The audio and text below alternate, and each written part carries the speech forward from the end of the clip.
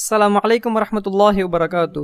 நம்முடைய உடம்பில் வலி இருக்கும் இடத்தில் கையை வைத்து இந்த துஆவை 7 தடவை நாம் கூறினால் அல்லாஹ் அந்த வலியை குணப்படுத்தி விடுகிறான்.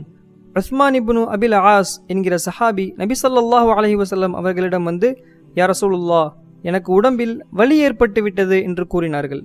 அதற்கு நபி அவர்கள், உங்களுடைய உடம்பில் எந்த இடத்தில் வலி இருக்கின்றதோ அந்த இடத்தில் கையை வைத்து, உதாரணமாக நமக்கு தலைவலி இருக்கும் பொழுது தலையில் கையை வைத்து 3 தடவை பிஸ்மில்லா பிஸ்மில்லா பிஸ்மில்லா என்று கூறிவிட்டு பிறகு அஊது பில்லாஹி வ குதுரத்திஹி மின் ஷர்ரி மா அஜிது வ உஹாதிரு என்கிற துஆவை 7 தடவை நாம் ஓதிக்கொள்ள வேண்டும்.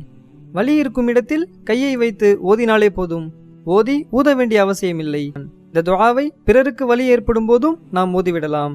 இந்த துஆவை நாம் மனனம் செய்து நமக்கு வலி ஏற்படும் போதும் நாம் ஓதிக்கொள்வோம், பிறருக்கு வலிக்கும் பொழுதும் நாம் ஓதிவிடுவோம். அல்லாஹ் குணப்படுத்துவான். அஸ்ஸலாமு அலைக்கும்.